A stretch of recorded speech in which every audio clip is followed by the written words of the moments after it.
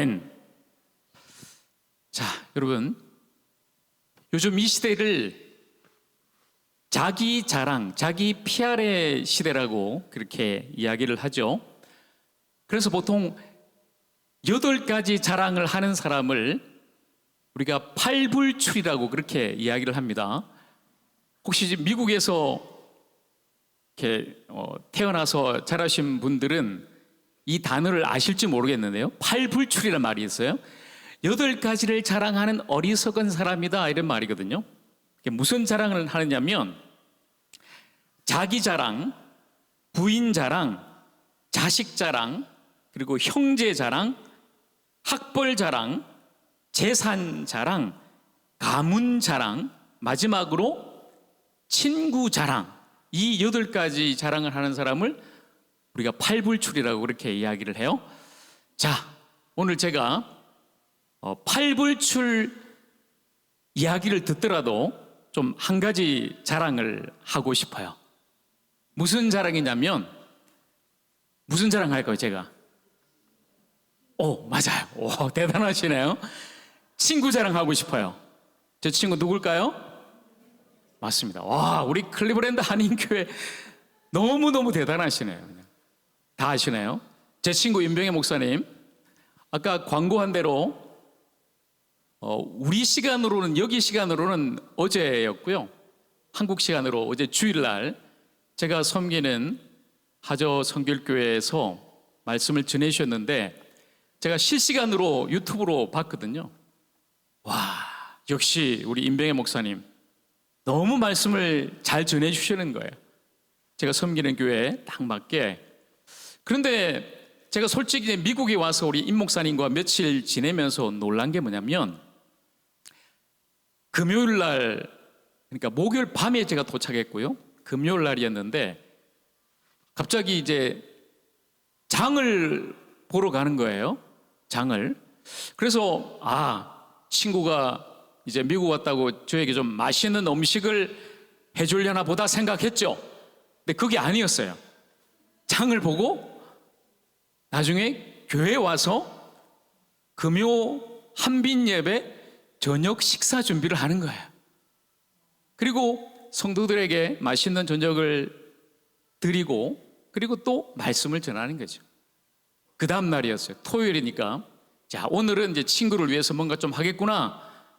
또 역시 장을 보러 가는 거예요. 마트에 가서. 야, 오늘은 뭔가 있겠구나 기대를 했죠. 그런데 장을 보고 또다시 교회 오는 거예요. 저 교회 주방에서 열심히 준비를 하는 거예요. 목사님이 주방에서 막 요리 준비를 하시고, 그리고 그 다음날 주일 새벽같이 교회에 와서 요리를 준비를 해요. 점심 식사, 여러분에게 맛있는 그 카레밥 다 드셨죠, 여러분들? 그 점심 식사를 위해서 목사님이 얼마나 준비하시고 수고하시는지. 근데 본인은 그렇게 열심히 요리하는 게 행복하대요. 성도님들에게 맛있는 그런 식사를 만들어 드리는 것이 너무나 행복하다고. 그리고 여러분, 육신의 양식뿐만 아니라 영의 양식도 여러분에게 전하기 위해서 얼마나 말씀을 연구하고 준비하고 잘 전하시는지. 야, 내 친구 임병혜 목사님 진짜 멋진 목사다. 제가 정말 미국 와서 느꼈거든요. 전 자랑하고 싶어요. 벌써 제가 대학교 우리 동기 신학과 동기 친구들에게 막 자랑했죠. 우리 임병혜 목사님 이렇게 미국 와서 한인교회, 이민교회 목회 쉽지 않지만 너무나 훌륭하게 그리고 멋지게 잘하고 있다. 영의 양식과 육의 양식을 이렇게 잘 먹이면서 너무나 잘하고 있다. 여러분, 우리 임병혜 목사님 더 사랑해 주시고, 지금 또 한국에서 안식을 하고 있지만 계속 또 말씀 사역하고 있거든요. 여러분, 날마다 우리 목사님 위해서 더 중보해 주시고, 우리 임병혜 목사님 그리고 우리 조 목사님, 전사님과 함께 더 아름답고 행복한 그런 클리브랜드 한인 장로교회 만들어 나가시기를 우리 주님의 이름으로 축복합니다. 자, 여러분, 지금 세상 사람들을 보면 특별히 SNS, 뭐 인스타그램이나 페이스북이나 유튜브를 보면 온갖 자기 자랑으로 가득 차 있죠. 뭐 돈 자랑하는 사람도 있고요. 자신의 외모 자랑, 내가 얼마나 이렇게 멋진가 봐라. 나의 어떤 모습들을 많은 사람들에게 이렇게 자랑하고 있습니다. 나의 직업도 자랑하고 멋진 집에 사는 걸 또 자랑하기도 하고요. 멋진 차를 타고 다니는 걸 자랑하는 사람도 있고요.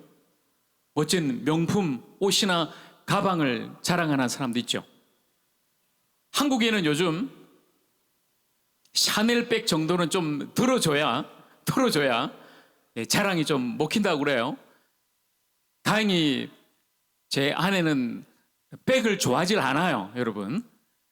진짜 맞는지는 모르겠습니다만은 그래서 정말 저는 다행이라고 생각하는데, 여러분 그렇게 여러분 강한 것이, 멋진 것이 인정받는 그런 시대죠. 강한 것이 힘이다, 그런 이야기를 합니다. 그러면 진짜 강한 것이 무엇일까요? 반면에 우리는 연약함을 숨기고 싶어 하죠. 우리 자신의 약한 것, 부족한 것, 그리고 수많은 문제를 가리고, 사실 우리는 강한 척, 아니면 있는 척, 잘난 척 하면서 그렇게 살아가고 있지는 않습니까? 우리는 과연 무엇을 지금 자랑하고 있는가? 하나님은 우리에게 이렇게 말씀하십니다. 구약 예레미야 9장 23절과 24절 말씀, 자, 이 말씀 우리 같이 한 번 더 읽어보겠습니다. 여호와께서 이와 같이 말씀하시되 지혜로운 자는 그의 지혜를 자랑하지 말라. 용사는 그의 용맹을 자랑하지 말라. 부자는 그의 부함을 자랑하지 말라. 자랑하는 자는 이것으로 자랑할지니 곧 명철하여 나를 아는 것과 나 여호와는 사랑과 정의와 공의를 땅에 행하는 자인 줄 깨닫는 것이라. 나는 이 일을 기뻐하노라. 여호와의 말씀이니라. 아멘. 여러분, 우리가 가지고 있는 그런 지혜, 내 학벌, 그런 나의 어떤 힘과 외모, 나의 어떤 부함 자랑하지 말라고 말씀하십니다. 오히려 하나님을 얼마나 알고 하나님을 얼마나 경외하는지를 자랑하라. 여러분, 이것이 바로 참 자랑이라고 말씀해요. 제가 여러분에게 묻습니다. 여러분은 얼마나 하나님을 알고 계십니까? 단순히 지식적으로가 아니라 정말 여러분이 온 삶을 다해 경험적으로, 체험적으로 얼마나 주님을 알고 계십니까? 얼마나 주님을 사랑하고 계십니까? 그 친밀한 관계 속에서 얼마나 여러분이 주님과 함께 동행하고 계십니까? 저는 여러분 모두가 진정으로 주님을 알고 주님을 더욱더 사랑하면서 주님만을 자랑하면서 사랑하시는 그런 참된 성도가 되기를 오늘도 다시 한번 더 주님의 이름으로 간절히 축복합니다. 자신의 강함을 자랑하는 이 시대에 오히려 자신의 약함을 자랑하는 사람들이 있습니다. 제가 두 분을 좀 소개하려고 그러는데요. 이 두 분이 쓴 책이 있어요. 첫 번째 분은 예인건축연구소 CEO로 있는 이효진 씨, 내 약함을 자랑하라, 이 책입니다. 자, 이 책에 보시면 저자인 이효진 씨가 지금 나와 있죠? 사진에. 이분이 3살 때 끓는 주전자를 엎었어요. 얼굴이 그 끓는 물에 녹아내렸습니다. 3도 화상을 입고 얼굴이 완전히 녹아내린 거죠. 그러면서 이효진 씨가 자라면서 많은 친구들에게 파충류 괴물 같다는 그런 놀림을 받게 돼요. 견딜 수가 없어서 이분이 자살 기도까지 하게 됩니다. 그러다가 주님을 만나요. 성령님을 만나고 이분의 삶이 변화됩니다. 완전히 치유받고 완전히 새롭게 되죠. 그리고 자신을 미스 코리아, 미스 아메리카가 아니라 나는 미스 헤븐, 주님의 사람입니다 라고 자신을 고백해요. 이 책에 보면 이효진 씨가 이렇게 고백하는데 여러분 한번 잘 들어보세요. 나는 다시 태어나도 하나님의 선택받은 자녀로 태어나고 싶습니다. 만약 화상을 입지 않고 정상적인 모습으로 살다가 예수님을 만나지 못하고 지옥에 간다면 나는 차라리 지금의 삶을 택하고 싶습니다. 예수님 없는 내 삶은 지옥이었습니다. 예수님 없는 다치지 않은 얼굴과 예수님을 만난 화상 입은 얼굴 두 가지 중 하나를 택하라고 한다면 나는 후자를 선택할 것입니다. 여러분, 우리 이럴 수 있을까요? 자신의 그 연약함과 아픔을 오히려 예수 그리스도 안에서 온전히 치유받고 오히려 그 약함을 자랑하는 이 그녀의 고백. 자, 한 분 더요. 방선기 목사님이라는 분이 계신데요. 그분의 책 소중한 나의 연약함이라는 이 책에 이런 이야기가 있습니다. 이 방선기 목사님이 굉장히 똑똑한 사람이에요.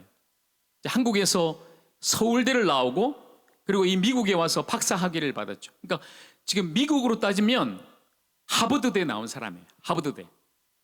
그리고 이분이 이랜드라는 그 그룹의 목사로 섬기게 되고요. 나중에 신학대학교 교수로 또 섬기게 돼요. 자, 여러분 이 스펙만 보면 정말 대단한 그런 분이죠. 세상에 정말 남부끌 거 없는 그런 대단한 분인데 그분의 화려함 뒤에 수많은 연약함이 있었습니다. 이분이 체격이 굉장히 왜소했어요. 저처럼 키도 작고 굉장히 왜소했어요.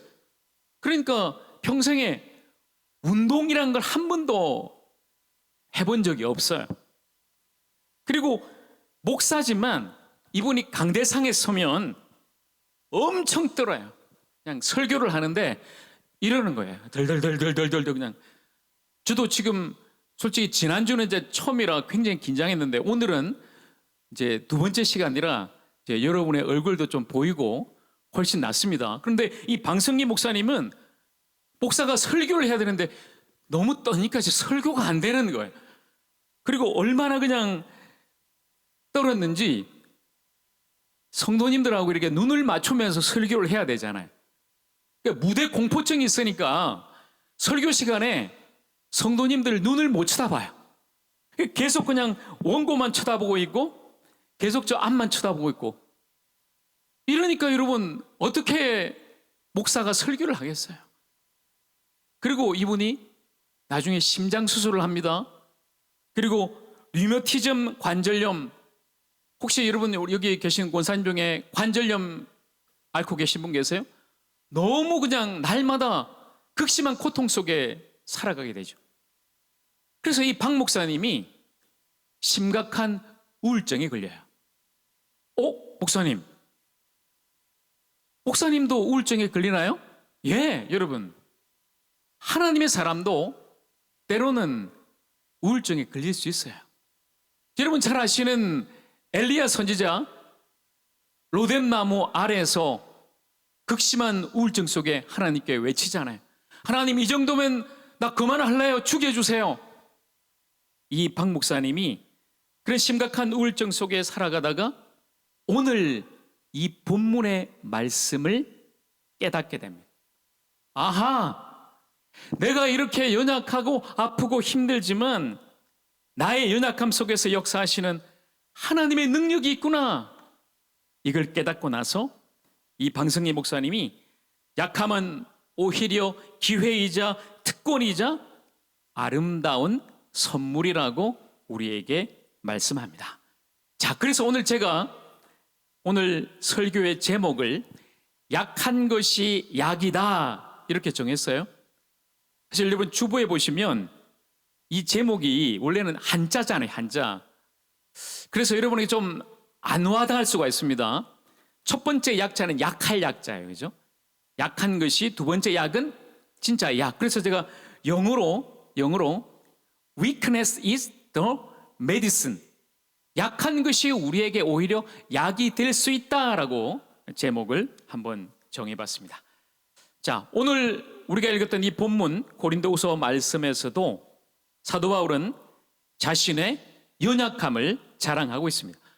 먼저 이 고린도후서의 배경을 잠깐 제가 말씀드리면, 사도 바울이 그리스 고린도라는 도시에서 사역을 합니다. 그리고 그곳에 교회를 개척해요. 바로 그 교회가 고린도 교회죠. 근데 이 고린도라는 도시가 해상무역을 하는 아주 매우 잘 사는 그런 번영한 도시였어요. 마치 뉴욕처럼요. 그러니까 사람도 많을 뿐만 아니라 그 안에 너무나 많은 문제가 있었어요. 교회 안에 너무 문제가 많았어요. 고린도 교회. 그래서 사도 바울이 그 고린도 교회 문제점을 앞서 고린도 전서에 이야기를 합니다. 그 모든 문제를 복음으로 해결하도록 그들에게 편지를 보내죠. 자, 그런데 이 사도 바울이 고린도 교회에서 사역할 때 어떤 문제가 있었냐면, 바울이 지금 너무 연약한 모습으로 그곳에서 사역을 했다는 거예요. 고린도전서 2장에 보면 내가 너희 가운데 거할 때에 약하고 두려워하고 심히 떨었노라. 그러니까 여러분 보세요.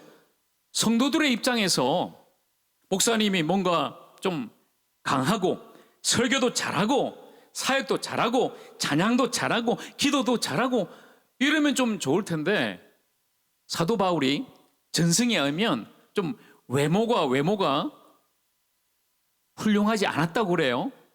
그리고 이 사도 바울의 말이 굉장히 둔했다고 합니다.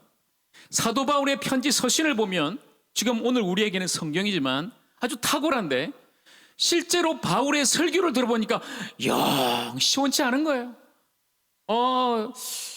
좀 이상한데. 그러니까 사도 바울의 대적자들이 이 사도 바울의 연약한 모습을 보고 공격하는 거죠. 사도의 권위를 인정하지 않고, 바울은 사도가 아니야, 사실 예수님 만난 적도 없어, 이렇게 바울을 공격하니까 이제 이 사도 바울이 이 고린도 후서에서 바울 자신의 사도성을 변호하면서 말씀하고 있는 것이죠. 자, 그리고 바울이 자랑을 합니다. 어떤 자랑을 하냐면, 오늘 우리가 읽었던 이 12장 바로 앞서 11장 보면, 좋다, 나도 그럼 한번 자랑해 볼까? 대적자들이 인간적인 모습들을 막 자랑하고 있으니까 바울도 이제 자랑하는 거예요. 내가 주님의 일을 얼마나 열심히 했는지 여러분은 알고 계십니까? 나는 옥에 갇히고 매를 맞고 죽을 뻔했고, 때로는 파선하고 굶고 춥고 헐벗으며 예수 그리스도의 복음을 전하며 그렇게 사역한 사람이다. 그리고 오늘 본문 바로 앞에 있는 12장 1절부터 말씀해 보면, 그뿐만 아니라 나는 옛날에, 본문에는 셋째 하늘이라고 되어 있어요. 그리고 낙원이라고 이야기합니다. 파라다이스, 바로 천국이죠. 내가 천국 가서 놀라운 환상과 계시를 본 사람이야. 여러분 얼마나 대단해요. 바울이 천국까지 가서 놀라운 환상과 계시를 직접 들은 사람이니까 얼마나 대단한 사람입니까? 그렇지만 바울은 이렇게 이야기하죠. 그러나 나의 진짜 자랑은 나의 약함입니다. 이런 이야기를 해요. 여러분, 왜 사도 바울은 자신의 멋지고 훌륭하고 좀 드러나는 그런 것들을 자랑하지 않고 오히려 자신의 약함을 자랑했을까요? 자, 오늘 12장 7절 말씀 우리 다시 한 번 더 보겠습니다. 7절 말씀 우리 같이 읽습니다. 여러 계시를 받은 것이 지극히 크므로 너무 자만하지 않게 하시려고 내 육체의 가시 곧 사탄의 사자를 주셨으니 이는 나를 쳐서 너무 자만하지 않게 하려 하심이라. 아멘. 여러분, 사도 바울에게 육체의 가시가 있었다고 이야기를 해요. 바울은 그것이 얼마나 아팠는지 내 육체를 지금 찌르는 가시죠. 마치 사탄의 사자, 사탄의 하수인과 같다. 여러분, 천국까지 가서 천국을 보고 온 사람이니까 얼마나 교만할 여지가 많은 사람입니까? 지금도 여러분, 이 시대에도 능력받고 은사받고 막 사람 병을 고치고 말씀 잘 전하다가 그만 교만해서 이단으로 빠지는 그런 많은 사람들이 있죠. 여러분, 한국에 가면 자칭 재림주, 자칭 메시아라고 하는 사람들이 너무나 많아요. 근데 원래 그 사람들이 은혜를 받았어요. 은사를 받았어요. 기도하면 막 신유의 능력으로 병도 고치고요. 또 놀라운 말씀을 전하기도 해요. 그런데 나중에 어떻게 돼요? 마치 이 모든 것을 내가 한 것처럼 교만해서 넘어지게 된 거죠. 그래서 사도 바울은 하나님께서 내가 너무 자만하지 않게, 교만하지 않게 하시려고 나에게 주신 가시다. 여러분, 사도 바울에게 있었던 이 육체의 가시가 뭘까요? 바울은 정확하게 우리에게 이야기하지 않습니다. 그런데 신학자들은 몇 가지라고 추정을 해요. 아마 사도 바울이 안질병, 그리고 눈병이죠. 다메섹 도상에서 예수님을 만날 때 너무나 밝은 빛을 쏘면서 아마 눈병이 있었을 것이다. 그리고 어떤 사람은 바울에게 간질병이라는 것은 갑자기 이제 막 쓰러지는 병이잖아요. 막 거품을 흘리고 쓰러지는 병. 그런 병이었을 것이다. 그리고 혹자는 바울에게 공황장애가 있었을 것이다. 아주 심리적인 그런 너무나 큰 어려움이 있었을 것이다. 그런 이야기를 해요. 우리는 정확하게 알 수 없습니다만은 아마 바울은 이 육체의 가시 때문에 너무나 힘들었던 것 같습니다. 사실 바울은 다른 사람의 병을 막 고쳐줘요. 죽은 자도 살립니다. 그런데 바울이 이 강대상에서 설교하는데 갑자기 막 벌벌벌 떨면서 쓰러져 버려요. 어떻게 해요, 여러분? 지금 성도들이 보는데 설교를 제대로 못하고 벌벌 떨면서 너무나 불안증에, 공포감에, 또 간질병에 쓰러져 버리니까 이거 제대로 지금 사역을 할 수가 없는 거죠. 그래서 바울은 주님께 간구합니다. 오늘 성경에 보면 3번 간구했다. 여러분, 바울이 딱 3번 기도했을까요? 아니죠. 여러분, 3이라는 숫자는 상징수예요. 완전수예요. 주님, 고쳐주십시오. 이 육체의 가시가 너무너무 저에게 아픕니다. 제가 말씀 전하고 성도들을 위해서 중보하고 기도하면서 그들을 지금 치유하고 고쳐줘야 되는데 내가 이렇게 지금 아파서 사역을 감당할 수 없으니 주님, 제발 이 육체의 가시 좀 빼주세요. 고쳐주세요. 기도했단 말이에요. 자, 그런데 주님께서 이 사도 바울의 기도에 어떻게 응답하셨을까요? 간절히 사도 바울이 기도했는데 여러분, 바울이 육체의 가시 좀 빼면은 더 힘차게 멋지게 말씀도 전하고 신유의 영역도 행하고 그렇게 할 수 있지 않겠습니까? 그런데 주님의 응답은 NO였어요. No. 여러분, 이것은 주님께서 바울에게 응답하지 않은 게 아니에요. 가끔 여러분, 우리는 기도합니다. 열심히 기도해놓고 주님, 왜 저에게 응답해 주지 않으세요? 왜 제 기도를 듣지 않으세요? 왜 빨리 응답해 주시지 않아요? 여러분, 주님이 응답하지 않은 게 아니에요. 주님의 응답은 몇 가지가 있죠. 먼저는 yes, 여러분이 간구하고 기도한 대로 주님께서 그렇게 이루어 주실 때가 있어요. 그러나 우리 뜻대로 안 될 때가 있죠. 그건 no예요. 이건 안 돼. 네가 기도한 대로 되면 너 더 힘들어질 거야. 그리고 때로는 wait, 아직은 때가 아니야. 더 기다려. 더 머물러 있어. 그리고 더 나를 바라봐. 그렇게 주님은 우리에게 응답해 주십니다. 자, 이 주님의 응답이 오늘 12장 9절 말씀인데요. 자, 9절 말씀 우리 같이 읽어보겠습니다. 나에게 이르시기를 내 은혜가 내게 족하도다. 이는 내 능력이 약한 데서 온전하여짐이라 하신지라. 그러므로 도리어 크게 기뻐함으로 나의 여러 약한 것들에 대하여 자랑하리니 이는 그리스도의 능력이 내게 머물게 하려 함이라. 아멘. 여러분, 주님이 바울에게 그렇게 말씀하시는 거죠. 바울이 육체의 가시 때문에 너무 힘들어해서 주님 제발 이거 좀 빼주세요 했더니 아니다. 내 은혜가 족하다.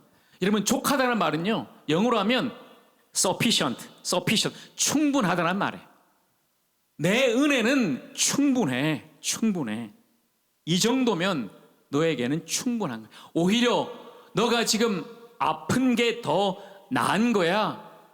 그래야 너의 능력이 아니라 나의 능력이 너에게 나타날 것이기 때문이다. 주님은 바로 그렇게 말씀하셨습니다. 그러니까 바울에게 있어서는 바로 이 노가 축복이었던 거죠. 예스가 아니라 오히려 노가 바울에게는 은혜였다는 거예요. 그래서 사도 바울은 오히려 그 자신의 약함을 기뻐하고 자랑하고 있습니다. 자, 여러분, 혹시 여러분에게는 이런 가시가 없으십니까? 여러분을 지금 너무나 힘들게 하는 가시, 지금도 여러분을 지금 찌르고 있는, 몸을 아프게 하고 여러분 마음을 아프게 하는 그 가시 말이에요. 뭐가 있을까요?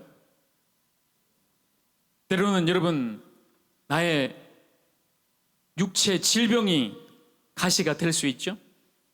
때로는 어떤 재정의 문제가 나에게 가시가 될 수 있어요. 때로는 내가 하는 일이, 나의 비즈니스, 나의 생업, 나의 직장이 나의 가시가 될 수 있어요. 때로는 사랑하는 나의 가족이 가시가 될 수도 있습니다. 그리고 제가 보니까 제일 힘든 가시는 보니까 사람과의 관계 같아요. 관계. 저 사람 때문에 너무너무 힘들어요, 주님. 저 사람만 없으면 내가 직장에서, 내가 교회에서 정말 잘할 텐데 너무 힘들어요. 여러분, 어떤 가시가 있습니까? 우리는 너무 쉽게 이 가시를 빼려고 하죠. 이 가시만 없으면 내가 더 잘 살 수 있을 텐데, 내가 더 멋지게 생활하고 또 사역할 수 있을 텐데. 근데 여러분, 아니에요. 여러분, 이 가시도 하나님이 주신 것입니다. 이 가시 안에 분명한 하나님의 뜻과 계획이 있습니다. 가시가 없으면 우리는 쉽게 교만하고 타락하고 실패할 수 있어요. 하나님이 우리를 온전하게 쓰시기에는 오히려 이 가시가 있는 것이 낫다는 거예요. 그러면 여러분, 목사님, 내가 그러면 일부러 좀 아파야 됩니까? 오히려 내가 더 약해지고 실패하고 그렇게 해야만 하나요? 여러분, 그럴 필요는 없어요. 일부러 여러분 가시를 박지 마세요. 그렇지만 제가 지금까지 보았던 많은 분들, 많은 성도들 보니까 가시 없는 사람 없습니다. 겉으로는 멋져 보이고 그리고 강해 보이지만 누구에게나 이 가시와 연약함과 고난은 있더라는 것이죠. 여러분, 고난과 질병과 문제가 없어지는 것이 은혜가 아니라 오히려 내가 이 고난을 짊어지면서도 나에게 육체의 가시가 있지만 겸손히 주님 안에 머물면서 주님만을 더욱더 의지한다면 그것이야말로 주님께서 우리에게 주신 참된 은혜인 줄로 믿습니다. 여러분, 이 은혜를 경험하시기를 바랍니다. 이 은혜를 경험하세요.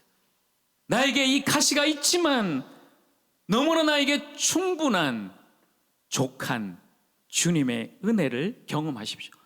그래서 여러분, 이 약함이 우리에게 유익이 될 수 있다는 거죠.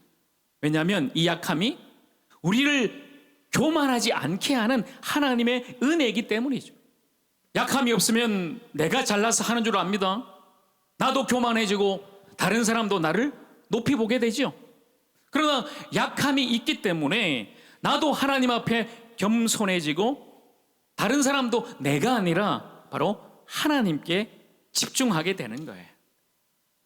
고린도후서 4장에서 바울은 이렇게 고백하죠. 우리가 이 보배를 질그릇에 가졌으니 이는 심히 큰 능력은 하나님께 있고 우리에게 있지 아니함을 알게 하려 함이라. 여러분, 우리는 질그릇같이 연약한 존재들입니다. 그러나 우리 안에 예수 그리스도라는 너무나 아름답고 존귀한 보배를 가지고 있어요. 능력은 우리에게서 나오는 것이 결코 아닙니다. 심히 큰 능력이 바로 하나님께서 주신다는 것을 다시 한 번 더 기억하고 날마다 나 자신을 드러내고 높이는 것이 아니라 나를 낮추고 나를 감추면서 주님만을 드러내고 주님만을 높이며 주님의 영광을 찬송하는 그런 아름다운 주님의 사람들로 살아가기를 우리 주님의 이름으로 간절히 축복합니다. 여러분, 이 약함은 우리를 교만하지 않게 하는 하나님의 안전장치죠. 제가 듣기로는 여러분, 이 인근에 시드포인트라는 그런 놀이동산이 있다고 하는데 가보신 분 계시죠? 우리 청년들. 어떤 사람은 나야가라 폭포보다 그 시드포인트가 더 재밌다고 그런 말을 하더라고요. 저는 잘 모르겠습니다만은 최근에 제가 폭포는 가서 봤는데, 자 여러분, 그 시드포인트 가면 롤러코스터가 있어요. 롤러코스터가 높이 올라갔다가 촥 떨어지잖아요. 그래서 그 롤러코스터 탈 때는 꼭 뭘 해야 됩니까? 안전장치를 해야 되는 거예요. 안전장치. 차가 빨리 달립니다. 그러니까 차를 타면 뭘 해야 되죠? 안전벨트를 해야 되는 거예요. 여러분, 사람도 마찬가지죠. 만약에 엑셀만 있다면, 우리 인생에 엑셀만 있다면 무조건 잘 나가는 거예요. 내 마음대로, 내 뜻대로, 내 계획대로 뭐든지 내가 성공하고 잘 나갈 때, 여러분, 오히려 그때가 위험한 거죠. 브레이크가 필요합니다. 그게 바로 가시이자 약함인 것이죠. 약함은 우리를 겸손하게 만들어줘요. 겸손히 주님만을 의지하고 사는 것이 참된 축복이 아닐까요? 여러분, 또한 이 약함은 우리의 약함을 주님의 강함으로 바꾸는 하나님의 방법이에요. 이것이 바로 역전이자 역설이죠. 패러독스. 고린도전서 1장에서 바울은 우리에게 이렇게 이야기합니다. 형제들아, 너희를 부르심을 보라. 육체를 따라 지혜로운 자가 많지 아니하며 능한 자가 많지 아니하며 문볼 좋은 자가 많지 아니하도다. 그러나 하나님께서 세상에 미련한 것들을 택하사 지혜 있는 자들을 부끄럽게 하려 하시고 세상에 약한 것들을 택하사 강한 것들을 부끄럽게 하려 하시며 하나님께서 세상에 천한 것들과 멸시받는 것들과 없는 것들을 택하사 있는 것들을 폐하려 하시나니 이는 아무 육체도 하나님 앞에서 자랑하지 못하게 하려 하심이니라. 아멘. 여러분, 이것이 바로 하나님의 부르심이자 하나님이 역사하시는 방법이에요. 미련하고 약한 우리를 부르셔서 세상에 강한 사람, 부한 사람, 높은 사람을 부끄럽게 하시고 모든 사람이 하나님 앞에 엎드리게 하시는 것입니다.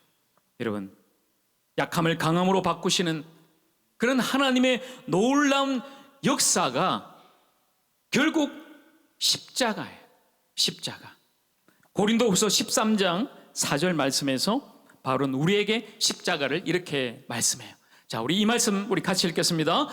그리스도께서 약하심으로 십자가에 못 박히셨으나 하나님의 능력으로 살아계시니 우리도 그 안에서 약하나 너희에게 대하여 하나님의 능력으로 그와 함께 살리라.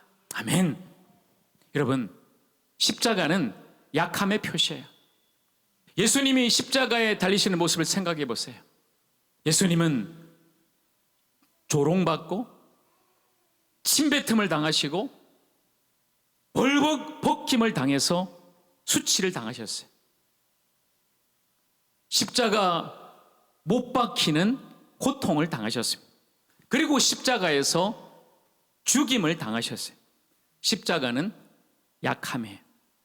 그러나 예수님이 십자가에 달려 죽어야만 했던 그 약함을 하나님의 능력으로 부활하게 하심으로 강함으로 바꾸셨습니다. 죄인을 위해 대신 죽으신 이 십자가의 약함이 우리를 살리고 구원하시는 강함이 된 것입니다. 십자가는 약함을 강함으로 바꿉니다. 십자가는 죽음을 생명으로 바꾸는 거예요. 약함이 십자가를 통과하면 능력이 되는 거예요.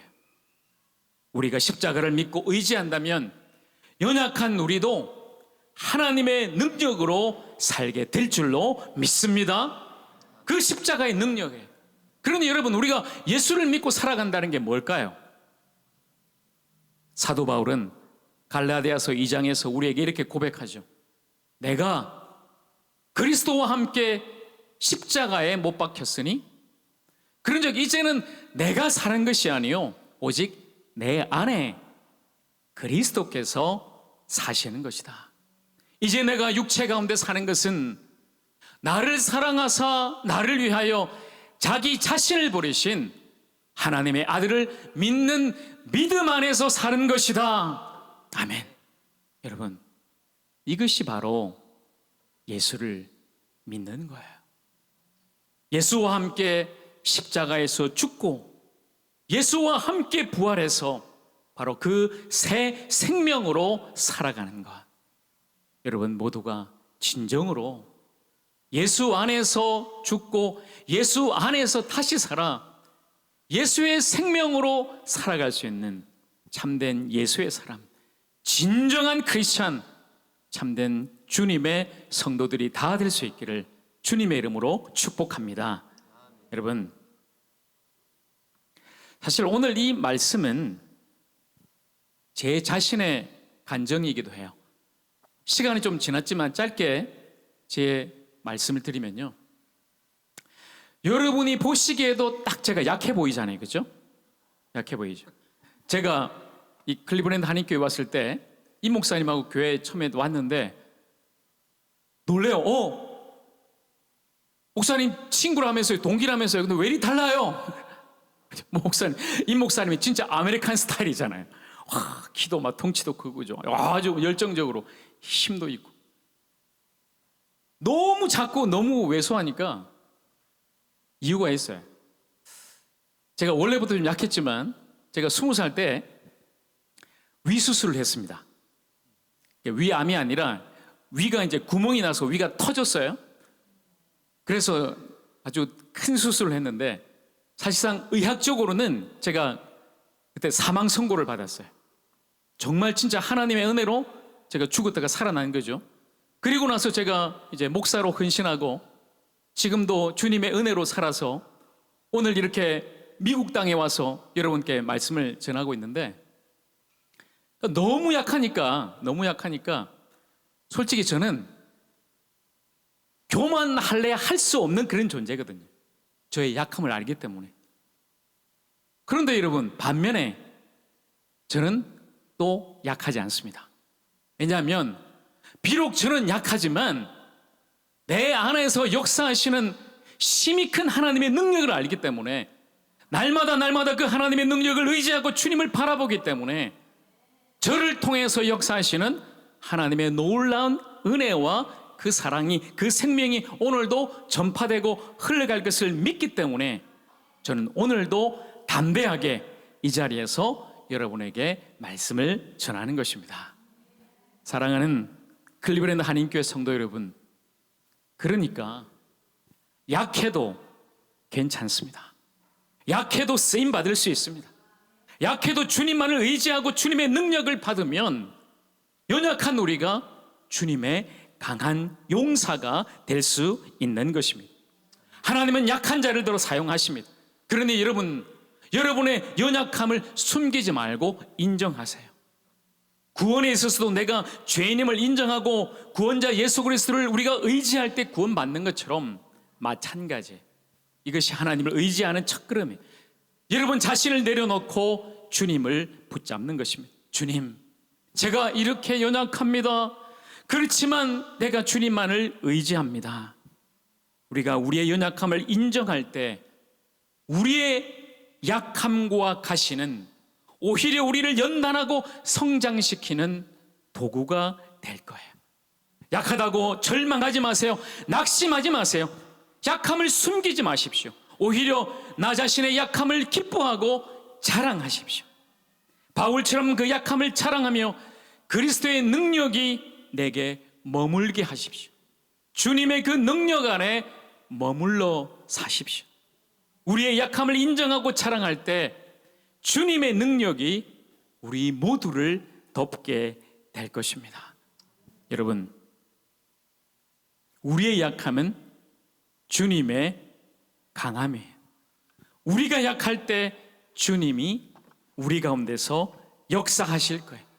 나를 구원하신 예수님의 그 십자가만을 자랑하며 십자가의 능력으로 살아가십시오. 그래서 우리의 자랑은 오직 예수 그리스도, 오직 주님의 십자가인 것입니다. 약할 때 강함 되시는 주님을 의지하며 살아가십시오. 그리고 그 주님의 이름을 높이며 찬양하며 살아가십시오. 약한 자에게 부어주시는 하나님의 놀라운 은혜와 능력을 날마다 경험하며 살아가는 여러분 모두가 되기를 우리 주님의 이름으로 간절히 축복합니다.